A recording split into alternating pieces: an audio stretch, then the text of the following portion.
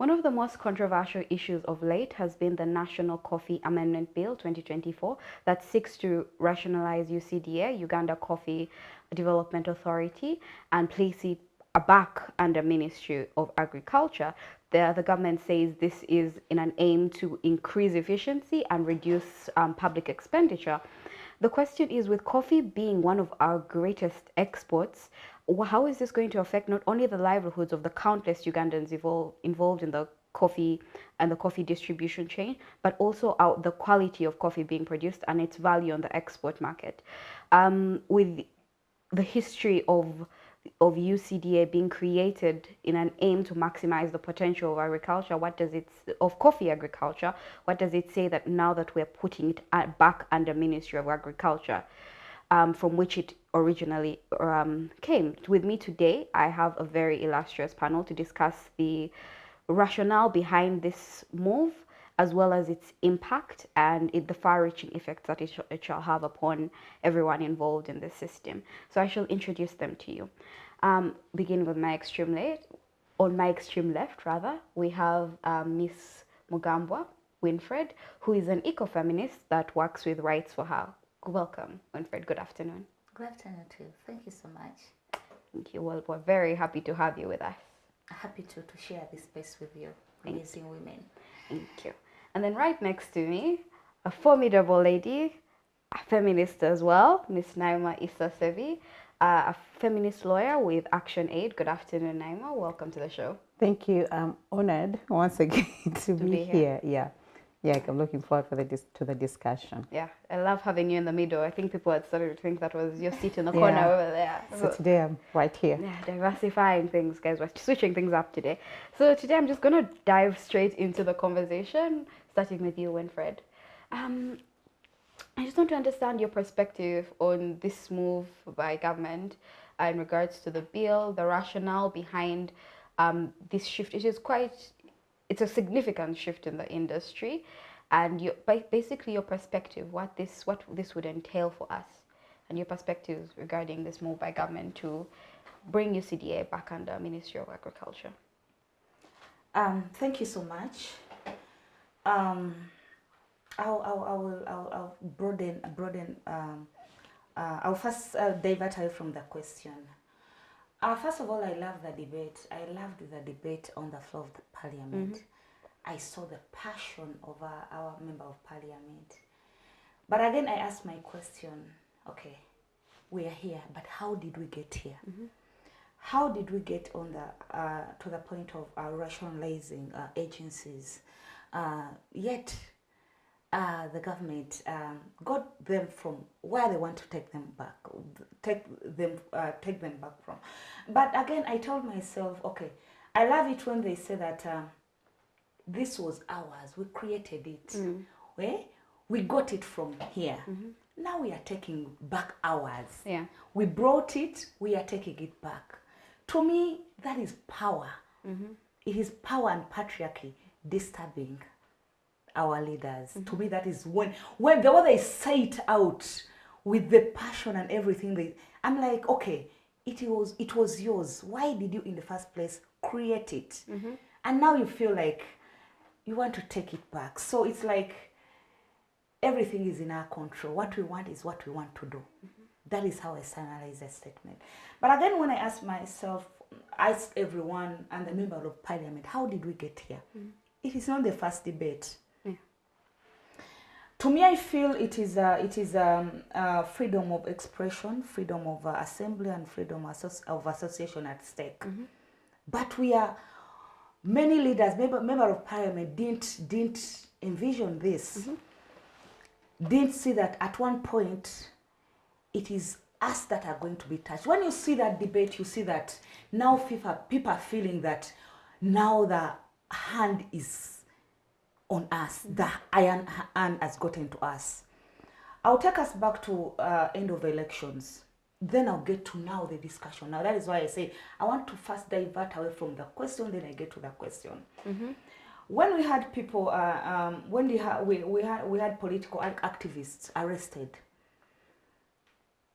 Some people talked, member of parliament, others kept quiet.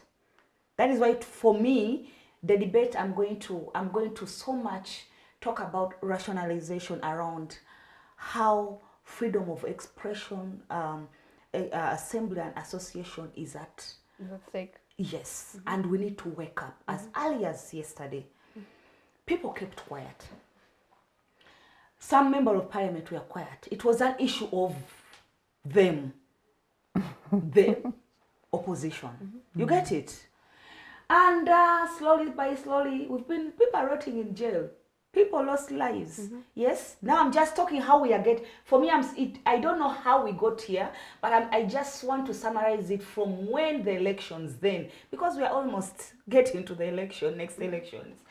Then we have had other bills come in place. We had the AHA and the Homosexuality Act in place. It was them. It was for them. The homosexuals. So those ones were silenced. Yes. Yeah.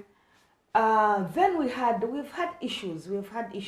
Then still now we get into, I've jumped very many issues. Then we get into the rationalization, because I'm talking about freedom of expression. There was a discussion around the NGO bureau being taken back to the Minister of Internal Affairs. That was an issue for them, the civil society. Many MPs kept quiet, but still, maybe even farmers kept quiet. Yeah. Because for them, they felt that was an issue for the civil society. It was an issue for the activists. It was an issue for feminists. It is an issue for human rights defenders. It doesn't bother us, the farmers. We have seen very many bills. We are hearing bills around sexual reproductive health. Very many coming. Now we are now discussing. I've said I've just summarized, I've not talked about others, but now we are talking about, we have also some, like URL, that were not, the debate was there, and because maybe the beneficiaries there, I don't know how I can state it, so for it wasn't taken back. Now we get to one that touches the livelihood of the people, of everyone. That is now when the farmers are waking up. Okay? And now that is now how the debate is. I was looking at the debate and I said, okay, everyone now is witnessing that this is not only their issue. It is now our issue. I saw the unity, however much the voting might, but we would see the unity.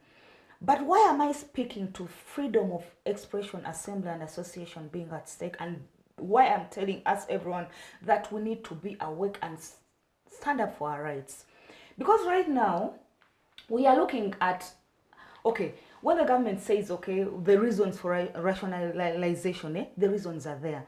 But again, you would see that now UCDA was... It had associations of farmers. To me, I feel there were associations. Farmers would assemble there. Farmers would associate. You feel those rights now being taken away. We don't know how it will happen when it's in the ministry. We have been hearing of different initiatives where the ministry have failed. Minister of Agriculture, where it has failed, which means it has failed the farmers. It has failed the nation. But again, that is where they are taking an agency that has prospered, that has contributed to the growth of the nation. Yes? Whenever the president stands up and speaks, he passionately speaks about prosperity. Yes? He passionately speaks about livelihood and growth. Yes? But again, if you see that the voice of the community, the voice of farmers, the voice of the nation, the voice of the people, those are MPs, are not listened to, and a debate around rationalization of an agency that so much involved the people even at the grassroots. And I would ask ourselves, how many dialogues have been done even with the people, the different stakeholders in this? Still, that is why I take us back to the rights which are being violated. the rights which are being silenced, where we are going. So if the stakeholders like the farmers are not consulted in this, it means that there is we are heading to a block. Still, as I finish, as a woman, I will not, when I speak about the gender and I don't speak about the woman, I feel it is not. When you listen more on the debate, around the debate, well, there's a time the chairperson stood up and talked about the huge salaries. Then it took me back to reports, 2023 report from World Bank and then Farm Africa. Those two reports both reported on how women contribute 70% on coffee farming, but that is labor intense, around labor intense, contributing to labor, but only own 15% of the farms. You get it? Yeah. So when you hear the discussion and then the minister stands up and talks about the huge salaries of the people, of the experts, and then I asked myself, I had a question, though I didn't have enough time to say, who are these? What is the percentage of these experts, the rationale of women to, the ratio of women to men, who are benefiting these huge salaries that the government is basing on to see that they take it back so that they can also work on that. You get it? So there are very many questions, but at the end of it all, I would say that, okay, who is going to suffer in this? They are the marginalized communities, the women, and the farmers down there. For now, I beg to stop here. Thank you. Okay, thank you so much. Thank you so much. This has been very interesting insights. I like how you tied it into our ability, our right to associate with each other being infringed upon. So Naima, I'll bring the discussion to you. First of all, the general discussion that has been going on regarding this bill, what potential do you see in regards to the challenges of this rationalization and the potential benefits, if any, of such a move by the government to place this very critical industry back under Ministry of Agriculture, from which it came? It was just picked from that ministry with the purpose of further expanding the coffee industry in Uganda, and now we take it back years later with a view of spending money, of saving money. Well, that's a very interesting question. But as you're speaking, I'm thinking, was there any fault with UCDA being operational? What is the justification for it being taken back? Because from the justification I've read, it's basically expenses for the government. Yeah. And I'm thinking, how much income and revenue is the coffee bringing into this country? So from that income, we are not able to sustain the expenses, or we are looking at the whole agricultural ministry to be sustained by the income got from the coffee exports. In fact, the income is 55%. Which is really? So after answering that question, then you're like, okay, so these people are making money, we need to tag along. So the Ministry of Agriculture should show cause, basically, on why they need the UCDA to go back to under the ministry. Well, speaking in 1991, I think the government then decided coffee is one of the biggest exports of this country. We need to strategize on it. We need to make more money on it because it brings income. And I think that's one of the reasons UCDA was created. Yes. So when you create this amazing authority that has added value to the chain in coffee production, from training farmers, giving them fertilizers, giving them the coffee seedlings that are really on the standard, the international standard, training them, adding value to this production process, to testing and ensuring that the coffee that we're being exported meets the world market, you know. And recently I was talking to one of our colleagues who is Nigerian, actually, and he told me Uganda has one of the best coffees in Africa. So UCDA has worked its bums off to ensure that coffee reaches the standard where we are competing fairly and squarely to the international market. And so as the ministry, because there is nothing significant that we can attach to what the ministry has done to this country, sorry to say, but personally, I have not seen anything significant. them standing as a minister like, this is what we've added value to this crop and this is where we're at. When they introduced the banana, I think banana flour, Matoke Republic, whatever, how far did that go? Has it achieved the value and the quality that UCDA has achieved? It hasn't. So if you read and look at their rationalization, their reasoning behind taking back UCDA under the ministry, it's a matter of saying, it's just, you compare it to a father saying, my child is now richer than me, he has all the wealth, so all this wealth belongs to me. So that's what, to me, that is what it looks like. I'm not seeing the reason as to why. If you look at the achievements UCDA has made, if you look at where the farmers down, the grassroots farmers have achieved, because they used to say, coffee used to be one of the biggest products we had back in the colonial days and earlier on when we got an independence. But along the way, it kind of died off. So the coffee farmers were not getting out of it. UCDA came, picked them up, and it took them to where they are. So farmers here are getting value for their money, for their hard work. Yeah. And so I'm thinking, well, if it goes back to the ministry, are they going to maintain the momentum, the quality, and the standard that is expected of them, like UCDA has done? Or it's a matter of patronizing, the whole authority and saying, we are the patrons, so we have a say on what you decide. Like I said, a father who decides on how you should spend your income that you've worked hard for to achieve. So if they are going to maintain the momentum and the quality of services, as UCDA has done, I would not have a problem with it. But we all know history with our ministries and our government. They're very negligent. Once they do something, and UCDA. So they're saying they're going to do something else, I think, an authority or something that will run the coffee. So from your big house and you achieving all that, we're going to give you a small room under my house where you will sit and fit everything that you need, whereby the ministry will decide on what budget goes to you, whether it is sufficient or not. You have nothing to say because you're not an independent authority. To me, that is how it looks like. Like, okay, they're making so much money, so we need that money to come and service the ministry. You as a ministry, what is it that you're doing? What is it that you have achieved that matches up what UCDA has done for you to start now claiming them? If you have not achieved that much, then prove yourself.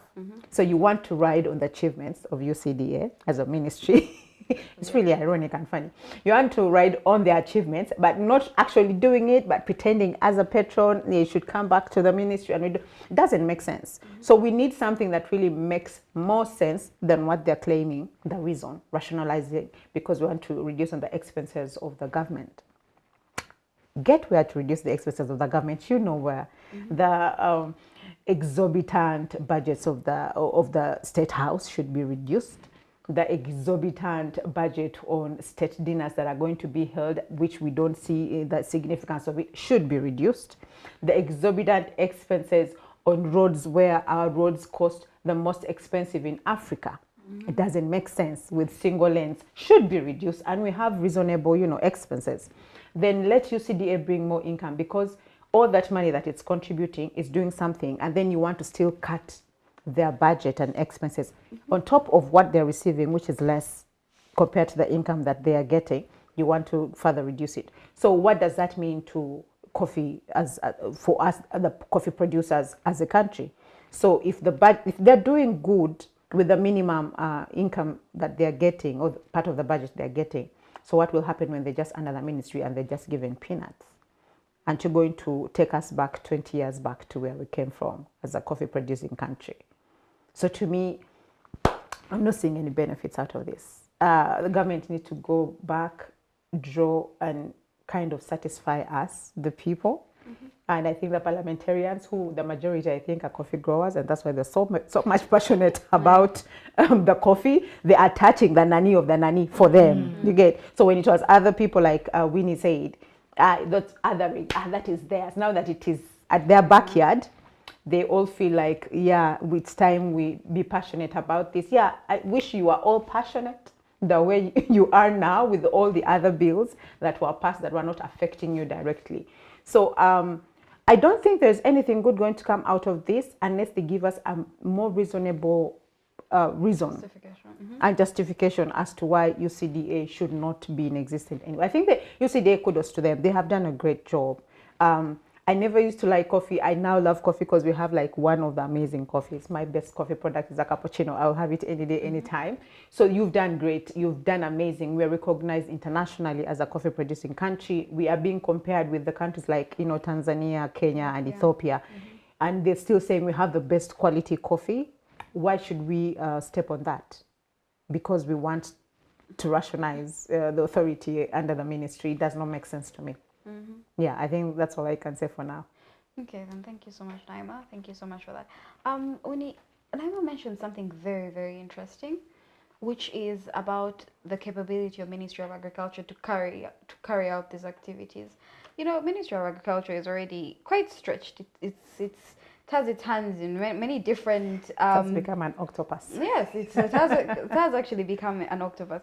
Do you believe that it has the capability to not only match what UCDA is currently functioning, the level at which it's currently functioning, but exceed it and surpass it? Because that is also one of the things that they brought up. Efficiency, productivity and efficiency will be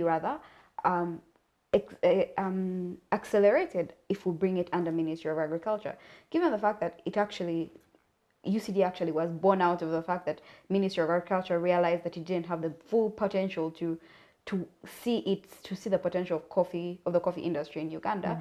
Do you believe that now today we are better than we were 20 years ago when it had made that realization? I don't want to suffocate my belief. No, I don't want to believe on this. Yes. And I don't want to try to believe. The truth is, the answer is no. They can't. They can't. We have examples. People have cited out examples of where the ministry has failed. In fisheries, in banana, they have failed. You get? So there is no magic. They're going to. There is no magic. This is not a creation story. That and the word and God said the word. And it was big. It was so. No, it is not a creation story. That because then, so now we are bringing it back. Let it be so. And magic is going to do what? No. First of all, truth is, we have always talked about this thing of the system is rotten. We're having a rotten system.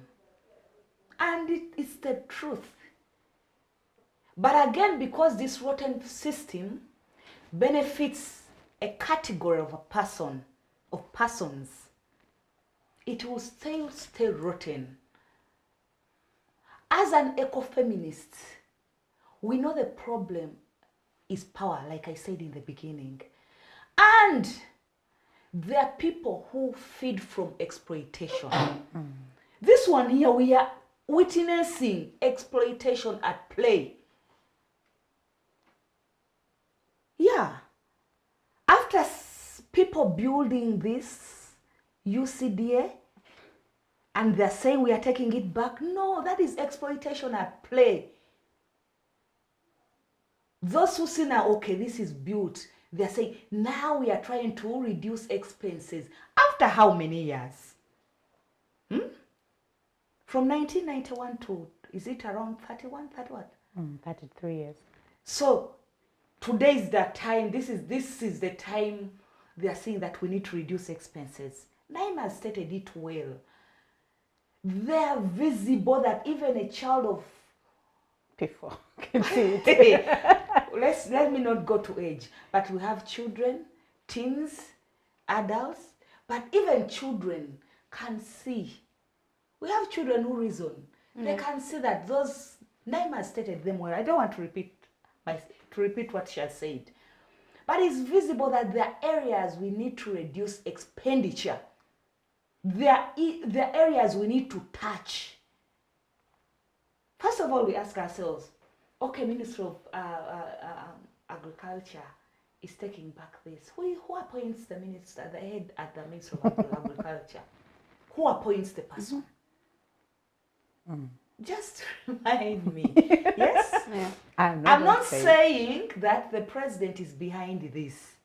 But what I'm saying is, if the ministry under our president has been failing, but again at some point, still under his leadership, they saw that there was need to create an authority to replace the inefficiency of the ministry.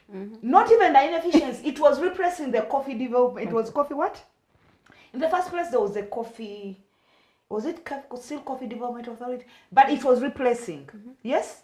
But the issue is, if in the beginning they saw that we need to create an authority, that is going to help us bring back the coffee to life, bring back the farmer to do the good thing they were doing before. And they saw the need, and they have done it. They have done it. We are seeing very many people employed. The other time our dear president was on TV telling people who are running away to go to different countries to come back because there is money here. And we are seeing there are people employed. A very big, is it around 12.5 million persons employed under the coffee industry? Yeah. That is a huge number. We need to appreciate and celebrate the coffee industry. You get? Right now, I had 55, they contribute 55, coffee sector contributes around, is it 50, around 55%, more than 50% to the income of the country. So we need, by the time they had to create this authority, where was coffee? What was the percentage it was contributing? It was less than that. So they've done a good job. Do we appreciate by dissolving? Giving them authority. Because truth is, the president has a hand in this. He has a say in this. Is he rewarding what they created then in 1991? By taking back, we are taking back what we created. If we are saying that the president, I love the president, his speech, even when he's talking on the platforms of Africa, African platforms, he speaks about how we suffered colonialism. He speaks about a free Africa and a deliberate Africa and Uganda. He speaks about having citizens who are having democratic Republicans. Uganda, if farmers who contribute, who are citizens of Uganda, are now silenced, I'll write it boldly that now they are trying to silence farmers of coffee because they've seen where they are going.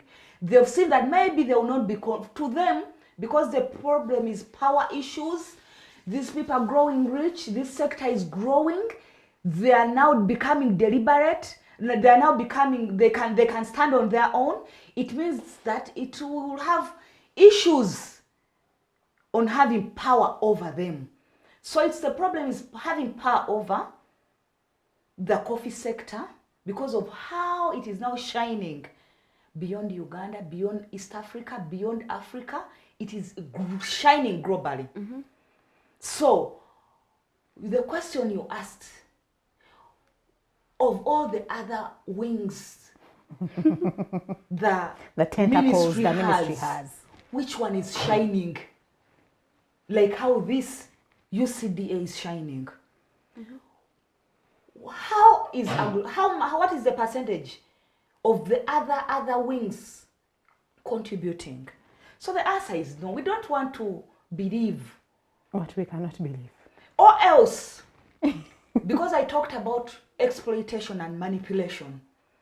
When someone sees that they're failing, Naima has given a very good example. Father saying that my daughter, I'm not going to say my son, my daughter is richer than me. Let her come back home. Let her come back home so that I can exploit her expertise, I can wealth. exploit her wealth. Our experience. I can manipulate her experience. I can steal whatever Because she has I to am the ma- father. I can use her because I'm the father, so that I can become more rich and I can have more I powers. can boast I have money. I can boast I have money. Patriarchy. So, Ministry of Agriculture and the leaders there and the chairperson, everyone is in support of this. They want to exploit their users. In fact, they are bad people to our nation. In fact, they risk. The people leading this, they risk to us, the citizens. And we should, should put watch a keen out. eye on Yes. them and watch out on them. So I don't want to waste my belief. It is a no from me. Thank you so much, Winnie. Winnie, you mentioned something very, very important, the number of coffee farmers we have in Uganda. Just in 2019, we had over 1.7 million smallholder farmers. 1.7 million, that is a huge number of people being impacted. Now, in that regard, I'd like to ask you, Naima, right now we have over 2 million, or just about 2 million farmers that have been employed by this singular industry. And yet when decisions are being made about them, they're being made on the floor of parliament, and it's seemingly like their voices are being muffled. Is the way we go about this decision making exclusionary? Are we doing it in the right way that would address the industry needs? Are the right consultations even being made? Are the right people being brought to the table? Is this the way you decide to break up one of the, to restructure an industry that affects so many Ugandans? Is this the right way? Well, like I was saying, it is sad, really sad, that we are still stuck we still have elements of dictatorship in people, even when we're saying we're a democratic country and all that hullabaloo that we hear. For a UCDA that kind of brings together so many corporations, so many associations, so many smallholder farmers association who are growers of coffee, and they actually listen to them, because they wouldn't have achieved this much success when they were not in cooperation with the authority. So for you to sit in your office as a minister or people who are drafting these bills without doing a ground research, there's what they call a desk research, and then there is when hands-on, you go in the field and listen to people. As a country, we don't have that culture. We have so many entitled bourgeoisie, kind of middle class in quotes people, who feel they are smarter because they have seen a whiteboard. I will not say blackboard, because that is like secondary school level, whiteboard university. And they feel they can think for 2 million people. So we have those entitlement, which is really false. So you think because you're in a suit, seated in an AC, went to a university, have masters, sometimes most of them don't even have, they could not be qualified, but they're doing it because of what I think, or because of a conversation they had in a bar. Sit and make decisions that affects millions of people without your consultation. That is really wrong. That is dictatorship. That is misogyny. That is not right. Because if you do not consult to know how your decision is going to affect people, and I think it is a trend, our government, our parliament has done this over the years. And like Winnie had said earlier, when it came to decisions of rationalizing NGO bureau, did you consult the NGOs on what your intention is? Did they give you feedback? Were they against it? Did they tell you how it's going to affect them? Or you think this is the way we can control them? So the issue of having control, wanting to control people. So you think this country is like your home, where you will control your wife and children. And because I said so, I'm the father of the house. You think it goes. Some people just agree with you because you're the father of the house, just to help you massage your small little painful ego. But most times they will not even agree with what you're saying. They say, yes, daddy, but no. So you deciding in a boardroom, seated somewhere under the AC, even making conferences in hotels, but you're deciding for people down there. You don't know what this authority has done for them. Like Winnie had said earlier, that most of the farmers, contributors of labor in the coffee industry, are women. 70% of that. I will not say men, because men own the land. Women don't own land in Uganda as the general principle, with the exceptions, definitely. So these men own land. Women toil this land. Women try to get sustainability out of this land to feed and cater to their families, yeah, out of this product that you're making decisions on. And so you feel we are having so many, like, it just baffles me that it's because of the expenses. We are spending a lot on people's salary in the authority, so we need to kind of clip their wings. So to hell with the people down there, they'll be fine. Whatever decision comes and trickles down. You see, this is the whole madness that came with also the vanilla farming madness. You know, people decided, let's market vanilla and let it be a thing. Really? Why would you make decisions for people? Consult with people. When they're saying they're going to teach Ugandans how to drink coffee, and there's a billions, actually that's one place they can cut even budget on if they want to minimize budgets. Yeah. How to drink coffee. Why teach people how to drink coffee? It's like telling me we are coming to teach Baganda how to eat matoke. Are you for real?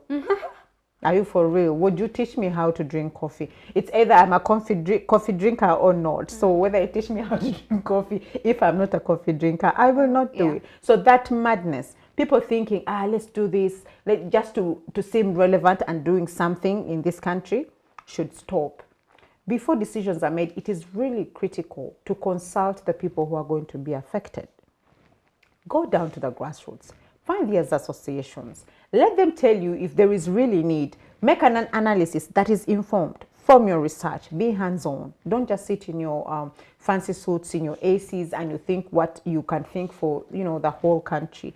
Make consultations. So whatever they've done to just make decisions, I think what happened in the parliament is clear on what the majority of the people think. And if they had made consultations, the person who would have proposed that bill would have come with facts and backing of the research that they've done, consultations that they've done, and what the justification for that bill would be. But it's clear that these were just a few people who thought they were smarter than the whole country, decided to make decisions for people with disregard of how it's going to affect the people who are really contributing to the value chain of this coffee. Because I am thinking of the woman deep down who is farming, this coffee. Was she consulted on this? I don't think she was. No, not really. And even if they were consulted, it is just sham. It's done to keep up appearance that it was done. No details discussed. And then you come with little money, pay them transport refund, and you say consultations were made. Make your own minutes and deductions of the consultation, because that's what the government does anyway. It's nothing new. So making decisions without consultations is uncouth. It's so backward. It's so dictatorial. And if we are a democratic government, like they say we have freedom of speech, consultation, and all that, we should do better. Because decisions made up there have an effect on people down there. So if you don't engage the people in your decision making, then like Winnie said, you're making it for a few people who have their hidden agenda on why they want that coffee to go back to the ministry. Okay, then thank you so much for that hidden agenda. Yeah, we have a hidden agenda. It's very, very, very, very interesting. Winnie, I bring the conversation back to you. One of the most interesting things that has been talked about is the time period, the transitional time period. Now, the Parliament's Committee on Agriculture has proposed a 3-year time period to transition so that it can maintain its accreditation on the global market, so that the ministry can maintain the UCDA's accreditation on the global market. Bear in mind that UCDA has managed to take us into one of the top 10 exporters of coffee in Uganda, in the world rather. So my question to you, but then very interestingly, Honorable Abed Bwanika brings in a minority report, and under his minority report, the suggestion is we would rather have a 5-year transition period, if at all we have decided we are going to bring UCDA under Ministry of Agriculture.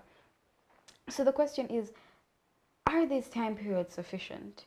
3 years versus 5 years? What would it take to gather a whole 20 years worth of work and place it back and a whole other, restructure it entirely and maintain the standard that it has on the global market? 3 years versus 5 years, where do we stand? already to me, them saying that we need this period for transitioning, it shows me that decided. even them, they see what they're doing is wrong. That is why they're asking for that period. First of all, the reasons they are giving around the transition and why they're asking for the 3 years,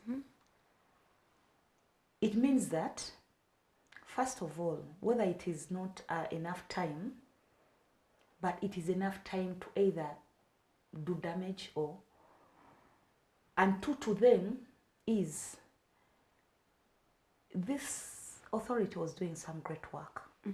Yes? It means that it is not just easy to dissolve it. Because we talk about taking back people. I've had some, the minister saying it's just merging. That's what they all say. But it's dissolving. But because they have seen the huge work and the good, they're also seeing the risk of dissolving UCDA.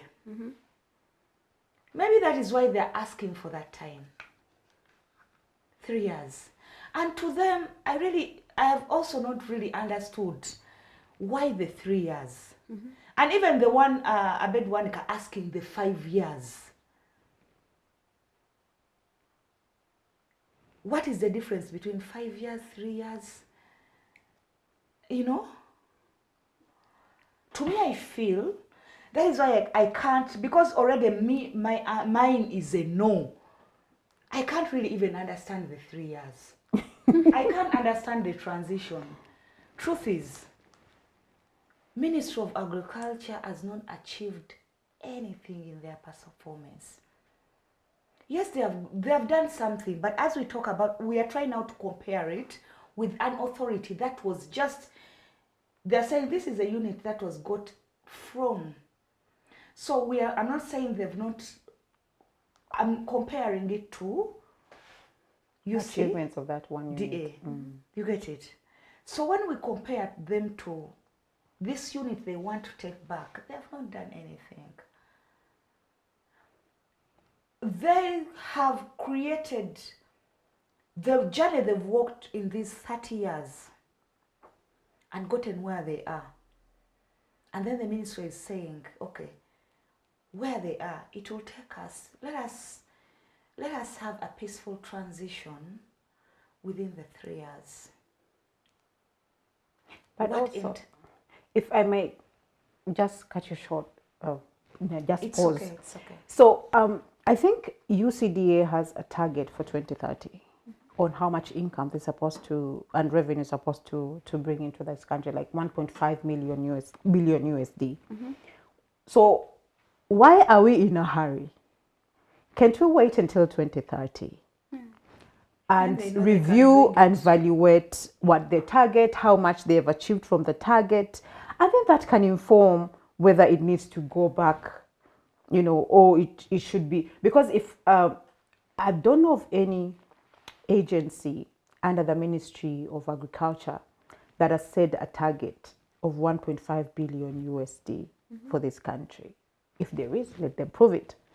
And from that, if we look at June alone of 2024, the income that UCDA has brought in, which is 650 million USD in this country, June of this year. What under the Ministry of Agriculture has achieved that target? And now, Naima, what you're asking, in fact, you've answered their question. You get it? If you cannot do that. The target is at 2030. You get it? So, Ministry of Why are they in a hurry? No, they're not in a hurry. They want to be, they want this, the achievement to be celebrated under them. Okay, so they want to be attached to the achievement. Interesting. So, so they want to do all this before the target 2030. So that the attributes of the achievements are attributed to the ministry. So we see you there, That is being manipulative and strategic, which is very annoying. Being really strategic. That is why they're asking for the 3 years. We are in 2024. So even the one asking 5 years is not different from it this is one. Before 2030. Before 2030, yes. So to me, I don't feel the justification in the 3 years. But Let's to wait them after it is there. 2030. For me, mine is, okay, it is a no. Because I know the person down there is going to suffer. The grassroots farmers are going to suffer. We don't want to assume that, okay, because now, some of, before getting to that, the transition of the 3 years, we have to know that the reasons why they are dissolving or even merging merging USDA under ministry is because of things around cutting costs. There is where they say duplication, trying to boost inefficiency to align to the 2024 Ugandan agenda. But again, let's ask ourselves, what is the budget of Ministry of Agriculture? Have they, before seeing, even when we see in the transition, are we seeing anything around reconciling the two budgets and see how they're both, have we gotten that plan even before? Have we had a discussion, a deeper discussion around cutting costs? Or we are just talking about this, the upper one, we are cutting costs, and we don't know which costs they are talking about. We only heard of the salaries of the huge salary. What about other costs? But when we talk about huge salary, who is earning the huge salary? How many people are earning the huge salary? Because people in the Ministry of Agriculture are equally earning the that huge is salary. where I'm saying, when we talk about cutting costs, now we are now talking about the transition period. Where are the details of that? We are cutting costs of where and where and where. Are all those details given to us? When we talk about efficiency, we are now also, I'm still talking about the 33 years transition. How long has Ministry of Agriculture been in place? How long has UCDA been in place? If we are talking about efficiency of the two, which one should dissolve the other? I think Ministry of Agriculture should go under UCDA. They might We are plan talking a thing about or the two. transition, so they're asking 3 years. People who have been inefficient are asking for 3 years to have a smooth journey to dissolve, to absorb the efficient authority. Is it enough for them? Is it enough for an efficient person to dissolve? You get it? We go to duties that have been manipulated. So within the 3 years, if we were given those areas, okay, UCD has been, but again, according to the report, it shows that these two parties were not even having any duties that they were all doing together. So that doesn't count. So for me, the 3 years for an efficient ministry, yes, to have a smooth transition is still a no, because you can't tell me an efficient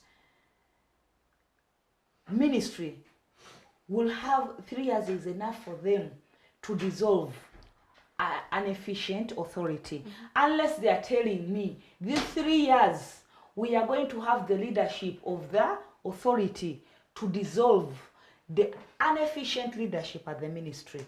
I will understand if the angle is going to go that way.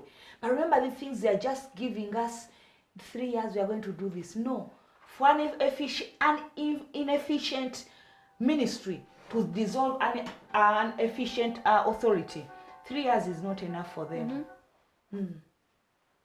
Thank you. Or even 5 years. It is not. This is an authority that has been there for more than 20 years. So attaching it to 3 years is like me who is incapable. That is even a big time to destroy this. Because it is easy. By the way, it is hard to build, but it is easy to destroy. So 3 years is enough for them to destroy. In summary, that is what I can say. For them to ask for 3 years, yes, it is enough for them to destroy this structure that has been built very well. Thank you. You know, Winnie, I must take you back. 73 versus 159. 73 were the number of votes garnered on the floor of Parliament against the second, proceeding with the reading of this bill to even. 159 were the votes for. So now we're proceeding to the second reading of the bill. It's becoming a new transition. Do you believe, because you have been very deliberately following what's happening on the floor of Parliament in regards to this discussion, do you believe that these votes are representative both of the views of the MPs but the views of the general public as well? First of all, there's an element of the views of the general public. But when we say the general public, which general public? Like Naima said, are we really having conclusive dialogues or involvement of all stakeholders, plus the farmer down there? If it's a yes, can either the member of parliament, because very many stood up and said, I consulted. What support either document or even minutes of that consultation? Minutes or even minutes can be, those ministers can get. But what supportive, either do we have videography of those dialogues? What, I also, when you know these, first of all, you know, very many members of parliament are coffee growers. Very many have their biases, of course, given the different, when you hear those discussions. So it even keeps in my head that, is this consultation a desk consultation? Is it a consultation, a social media consultation? Is it just digital consultation? Or we are going back to our local communities to have a say? I still have question marks around there. I have had my member of parliament stand up and say that I've consulted, and where I stay, I stay. I don't vote from, I'm not like other people who vote from where they migrated to. I vote from where I grew up, from where I was born from. So, but I've never seen him hold a meeting there. I have never. But he has many times to the, I've never seen, because I've even on many groups of the different communities in the area. I've never seen a link as consulting us. They have never, but I've seen him stand on the floor of parliament and say that I consulted. You get it? So that is where I say that there are even gaps in consultation. At the end of it all, if these member of parliaments are, you know, something, sometimes we get problems because things, we are so much having top bottom decisions. The member of parliament will decide because they feel that is it. That is what our people want. And then we have tried to silence the bottom to top discussions. And that is where we need to shift to that. We need to shift to bottom up discussions. In this discussion of rationalization, not only on coffee, every bill that comes on floor of parliament, even if it's not around rationalization, but every debate that is going to go on floor of parliament, let's shift to bottom to top. Let's have let me give an example. You know the debate when they took the parliament to northern Uganda. Did you hear the discussion there? I was happy that, okay, even if I don't believe in this woman, the speaker, let me try and believe in the taking back the parliament to the people. So which means the people are going to come and people are going to be the ones speaking. Member of parliament will be more of listening to hear views from the local people. But no, I didn't feel that. They're discussing irrelevant issues. Most of the issues were not even for that space, for that community they had chosen. So there is a problem. Even now, as we debate about around the coffee, yes, we might have the big numbers of people saying no. But remember, even the big numbers in parliament are beneficiaries of coffee. They are beneficiaries from this. So it doesn't, for me, it doesn't give me, I can't conclude that the local person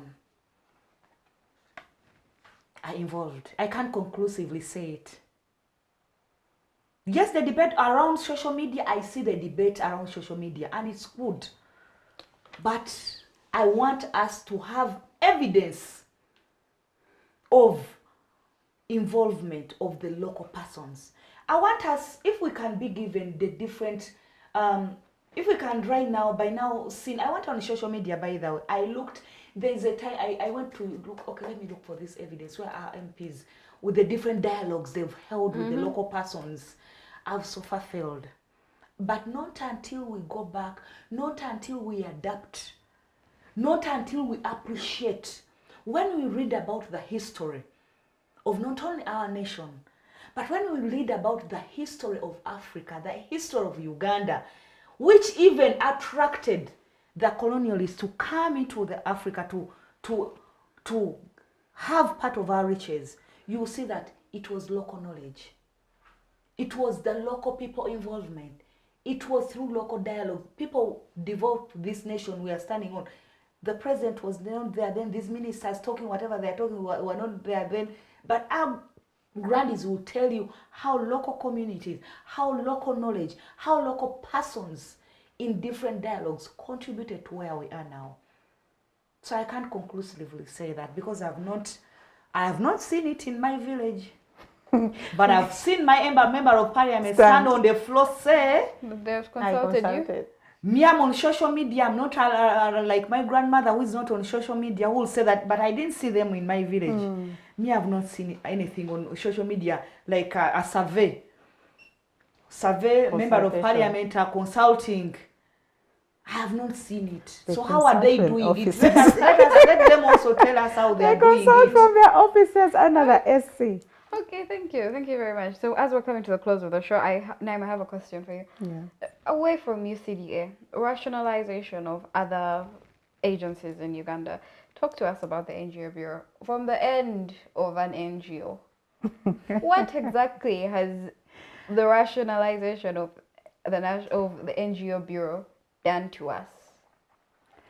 Well, it's really interesting. Because the NGO Bureau was created to regulate, there's an act that created it, just like any other agencies, to regulate the operation of non-government organizations in the country. And the reason this was created was just to ensure that the values of the NGO align with those of the country, and that, so to say, that do no harm principle was respected, and our values as a country, which was a good thing, because you need, for anything that is being done, you need a regulator to ensure that people are doing what they claim to be doing and all that. It was okay with it. It was a fully fledged bureau that stood on its own, and it was doing tremendous work to ensure that they're regulating, monitoring the operationalization of NGOs in this country. And I'm thinking, some people who wanted control on NGOs felt left out because they could not reach and have their interests, because we saw how many NGOs were being closed. Some their accounts were being closed under pretext and claims that these NGOs were under money laundering, laundering money and all that.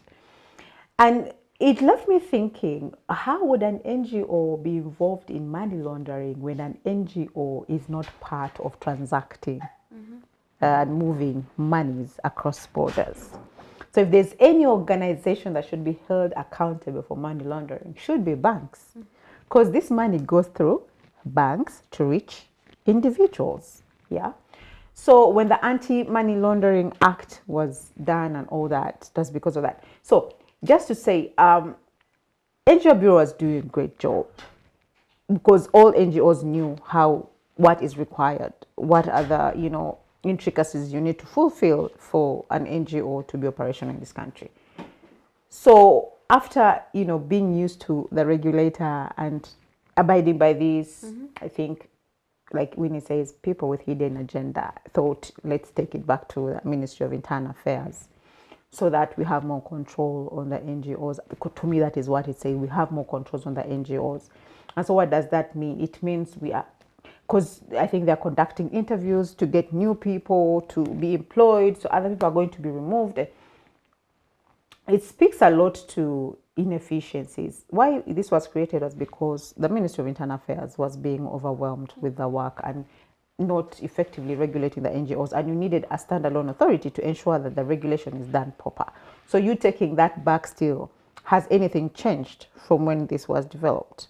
So for NGOs, what does that mean? That means the civic space is getting tighter, it's shrinking more, and now you need to really be vigilant, because with the new act that has been passed that is regulating the NGOs, you'll find that things that are different. Now, I feel for those who are renewing their operational license after the date that was stipulated, what will be the new requirements that is needed? What are those things? So the back and forth that will happen for you to ensure that you're compliant, for you to be given a license, is going to really affect many NGOs.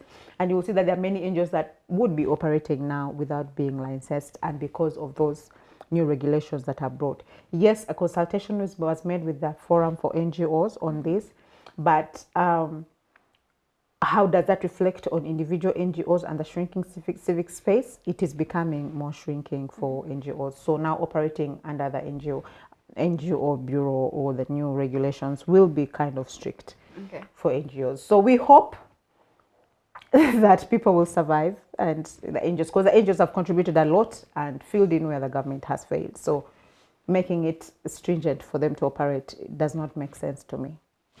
Yeah. Okay, then thank you so much, Naima. This has been, I think this has been a very fruitful discussion. You ladies, you have really done a brilliant job about it. I'm very grateful to have had you on the panel. So I'll just request that you give your brief closing remarks so that we can bring this show to a close, starting with you, Winnie. I'll close from where I started from. As Ugandans, we need to be awake. Our freedom of expression, association, and assembly is at threat. Right now, like I said, then it was them. Right now, it is the local person. Workers will even start being silent because they fear loss of their jobs. Unions are going now to be silent because people will now be like, okay, they've taken us back to the government. How will I speak this? So very many things. Naima has talked well around NGOs. Remember, these NGOs are to help to empower women, very many marginalized communities, to speak about violations. Right now, everything is being captured so that people can be silenced. Yes, we might be seeing other developments, but when our voices are silenced as humans, it is mostly the women and the girls who suffer. Like I said, let us make sure that we continue speaking, because if those freedoms, our rights are violated, it means that the next time no one is going to speak. Right now they are touching an income of someone, which means when pockets of the farmers is crippled, they'll get involved more into looking for money than speaking about other issues. When NGOs are crippled, it means someone's income is crippled. And to control someone, history has shown that control someone, you have to cripple them. And the government is crippling us through poverty, thus violating our rights. Thank you. Thank you so much for this. Amazing. I just love how Winnie is passionate. Well, all I can say as my closing remarks is governance is a key issue in our country. And it also reflects on how, you know, laws are passed and regulations are passed for the citizens of this country. So with the topic at hand today, which is the rationalization of UCDA, I think that is a wrong move. And for government to rethink and re-strategize, because like we all know, there's a target 2030 for the UCDA to make sure that a certain income is, you know, good for this country. So let's give them a chance and allow them to reach their target. And then it's from that then the parliament will have a discussion based on their performance against the target that was set for them for 2030. So for me, it's let's give UCDA an opportunity. They've done tremendous work to ensure that Uganda is not globally on coffee. We are not known by oil, we are not known by anything but coffee.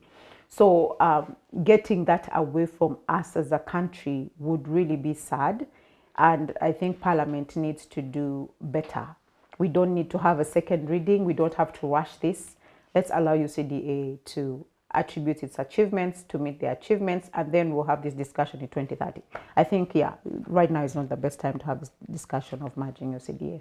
That's all I can say. And I hope the farmers down there can hear what we're saying and join the members of Parliament to object this new bill and ensure that UCDA stands, because it was there for you. You need to be there for it now. Thank you so much, Naima. But again, also solidarity. Let's not only look at what affects us. Let's work in unity as a country. Okay.